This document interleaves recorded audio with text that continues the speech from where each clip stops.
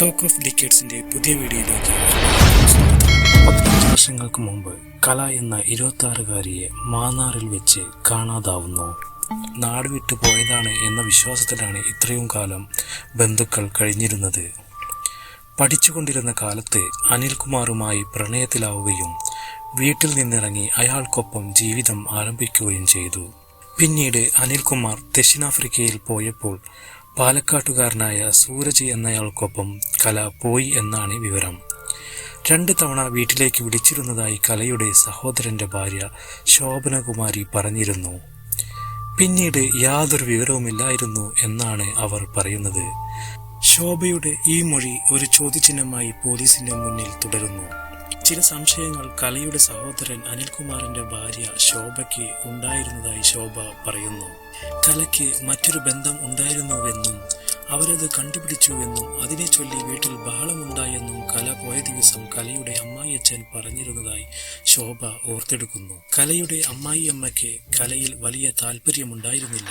എന്നാൽ അന്ന് വീട്ടിൽ നടന്നതൊന്നും കല തങ്ങളോട് പറഞ്ഞിട്ടില്ല.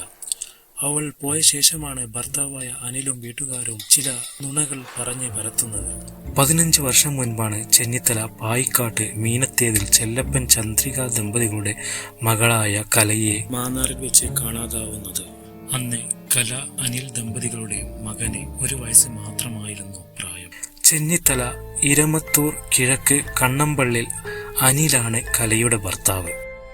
കലയെ കണ്ടെത്താനെന്ന പേരിൽ കലയുടെ ഭർത്താവായ അനിൽ പലയിടത്തും ചുറ്റിക്കറങ്ങി.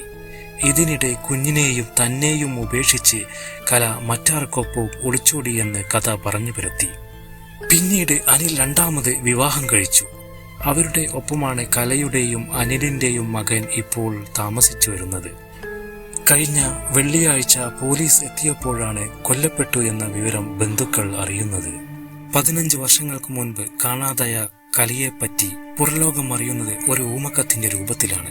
ആലപ്പുഴ ജില്ലാ പോലീസ് മേധാവി ചൈത്ര തെരേസ ജോണിന് ലഭിച്ച കത്തിൽ 15 വർഷങ്ങൾക്ക് മുൻപ് ഇരമത്തൂരിൽ നിന്ന് കാമുകനൊപ്പം അപ്രത്യക്ഷമായെന്ന് പറയപ്പെടുന്ന കല എന്ന 26-കാരി കൊല്ലപ്പെട്ടു എന്നായിരുന്നു ഉള്ളടക്കം.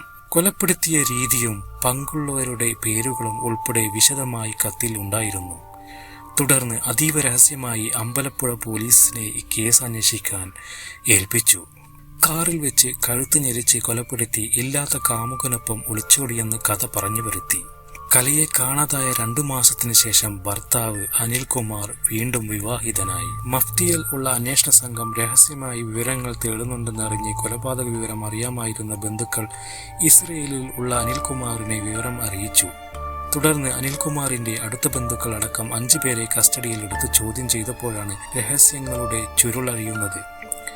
RDOയുടെ അനുമതി തേടി ഫോറൻസിക് വിഭാഗവുമായി ചേർന്ന് അനിൽകുമാറിന്റെ വീടിന്റെ സെപ്റ്റിക് ടാങ്കിൽ നടത്തിയ പരിശോധനയിൽ മൃതദേഹാവശിഷ്ടങ്ങൾ എന്ന് സംശയിക്കുന്ന ഭാഗങ്ങൾ പോലീസ് കണ്ടെത്തി. ഇത് ശാസ്ത്രീയ പരിശോധനയ്ക്ക് വിധേയമാക്കും. ഞെട്ടിക്കുന്ന വിവരങ്ങളാണ് പുറത്തുവരുന്നത്. ഭർത്താവ് അനിൽകുമാർ കലയെ കൊന്ന് വീട്ടിലെ സെപ്റ്റിക് ടാങ്കിൽ കുഴിച്ചുമൂടിയെന്നാണ് അന്വേഷണ സംഘം കണ്ടെത്തിയത്. അനിൽകുമാറിന്റെ വീട്ടിൽ സെപ്റ്റിക് ടാങ്ക് തുറന്നു നടത്തിയ പരിശോധനയിൽ മൃതദേഹാവശിഷ്ടങ്ങൾ എന്ന് സംശയിക്കുന്ന വസ്തുക്കൾ കണ്ടെത്തി. അനിൽകുമാറിന്റെ വീട്ടിലെ സെപ്റ്റിക് ടാങ്കിൽ നിന്നും കണ്ടെടുത്ത അവശിഷ്ടങ്ങൾ ശാസ്ത്രീയ പരിശോധനകൾക്കായി അയച്ചിട്ടുണ്ട്. ശാസ്ത്രീയ പരിശോധനയ്ക്ക് ശേഷമേ മൃതദേഹം കലയുടേതാണോ എന്ന് കാര്യത്തിൽ വ്യക്തത വരൂ. കലയുടെ ഭർത്താവ് അനിലിനെ 1ാം പ്രതിയാക്കി FIR രജിസ്റ്റർ ചെയ്തിട്ടുണ്ട്. ഇസ്രയേലിലുള്ള ഇയാളെ നാട്ടിലെത്തിക്കാനുള്ള നടപടികൾ പുരോഗമിക്കുകയാണെന്നും പോലീസ് അറിയിച്ചു.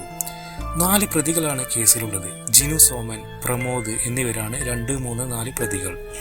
കലയ്ക്ക് മറ്റൊരാളുമായി ബന്ധമുണ്ടെന്ന സംശയത്തിന്റെ പേരിലാണ് കൊല നടത്തിയത്. പ്രതികൾ മൃതദേഹം മറവ് ചെയ്ത് തെളിവുകൾ നശിപ്പിച്ചെന്നും FIRൽ പറയുന്നുണ്ട്.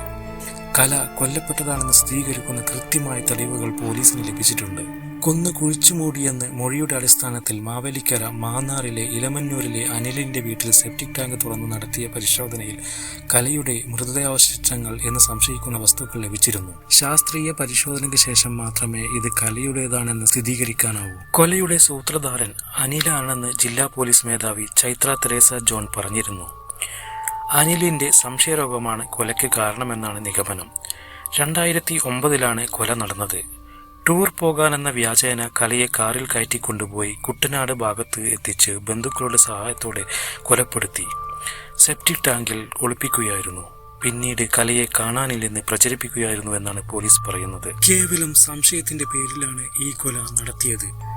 സംശയരോഗിയായ ഭർത്താക്കന്മാർ ഉള്ള ഭാര്യമാരുടെ അവസ്ഥ ഏതാണ്ട് ഇതൊക്കെ തന്നെയാണ്. വെറും 26 വയസ്സ് മാത്രം പ്രായമുള്ള കല എന്ന സ്ത്രീ ഭർത്താവായ അനിൽകുമാറിന്റെ ക്രൂരതയ്ക്ക് ഇരയായി. 1 വയസ്സ് മാത്രം പ്രായമുള്ള അവരുടെ മകന് അമ്മയെ നഷ്ടമായി. ഭർത്താവായ അനിൽകുമാറിന് ഒന്നും നഷ്ടപ്പെട്ടതായി കാണപ്പെടുന്നില്ല. അയാൾ വിവാഹം കഴിച്ച് സുഖമായി ജീവിക്കുന്നു.